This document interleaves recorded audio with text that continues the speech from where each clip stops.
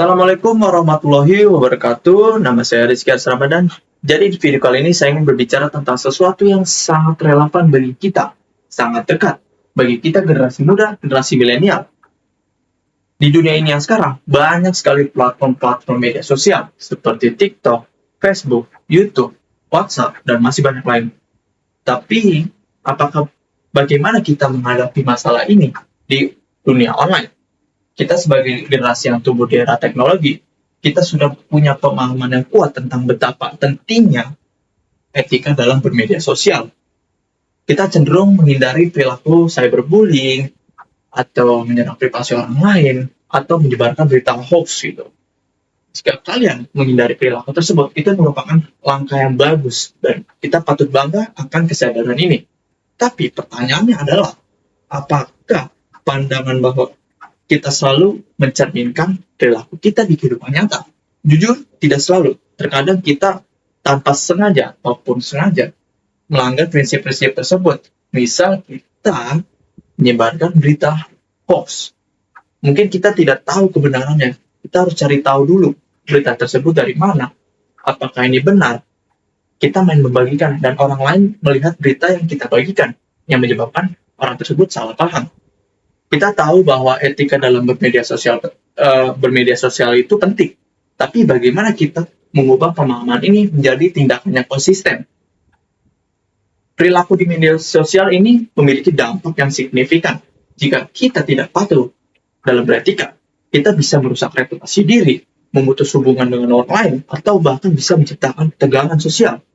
Itulah mengapa pentingnya beretika sosial. Penting untuk diingat bahwa kita semua punya tanggung jawab masing-masing dalam menciptakan dunia maya yang lebih etis dan juga positif, dengan menghargai orang lain, menghindari perilaku yang merugikan. Gitu. Dalam upaya kita untuk memahami dan menerapkan etika media sosial, kita ada beberapa prinsip yang dapat membantu perilaku kita di dunia maya. Pertama, hormati privasi. Karena setiap orang itu mempunyai privasinya masing-masing. Jangan kita sebarkan informasi ataupun foto atau hal lain yang bersifat privasi ini tanpa seizin orang yang bersangkutan. Karena kita bisa dituntut apabila kita melakukannya tanpa seizin. Yang kedua adalah memverifikasi sebelum memviralkan. Seperti yang saya bilang tadi, kita tuh harus cari tahu dulu sumbernya dari mana, dapat dipercaya atau tidak. Karena jika kita membagikan berita hoax, kita juga dapat dihukum pidana. Yang ketiga, ada diskusi yang etis. Nah, jika kita mengikuti debat ataupun diskusi online, hindari menggunakan bahasa yang kasar, menghina, ataupun mengancam. Fokus pada argumen, bukan menyerang orangnya pribadi. Yang keempat, ada hormati perspektif orang lain. Ini hampir berhubungan dengan yang nomor 3. Karena setiap orang itu mempunyai pandangan yang masing-masing. Kita tidak bisa memaksakan pandangan itu dengan yang kita. Kita hanya sebisa mungkin menghormati pandangan dia. Misal, kita berdebat tentang idola sepak bola. Misal, kubu A mengidolakan Cristiano Ronaldo, sedangkan kubu B mengidolakan Lionel Messi. Nah, terjadi perdebatan di antara dua kubu tersebut. Kubu A bilang bahwa di satu sisi bilang bahwa Cristiano Ronaldo lebih baik, sedangkan kubu sisi yang lain bilang bahwa Lionel Messi lebih baik. Nah, cara yang tepat adalah kita cukup menghormati perspektif orang tersebut. Karena setiap orang itu mempunyai kelebihan dan kekurangannya masing-masing. Kita cukup menikmati permainan bola dari kedua orang tersebut. Selanjutnya ada bijaksana dalam penggunaan waktu. Karena emang bermedia sosial itu sangat mengasihkan. Sampai kita menghabiskan waktu di sana. Kita sampai lupa waktu.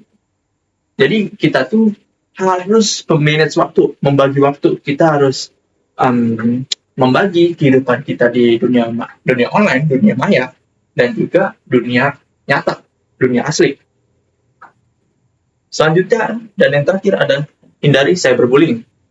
Nah, ketika kita melihat orang melakukan cyberbullying, kita cukup melaporkan kejadian hal tersebut kepada pihak berwajib. Atau misal di Instagram ada fitur laporkan, kita cukup laporkan saja komentar tersebut. Jangan kita ikutan cyberbullying. Nah, kita semua adalah generasi yang tumbuh di era teknologi dan media sosial. Kita punya peran penting dalam membentuk budaya yang lebih positif.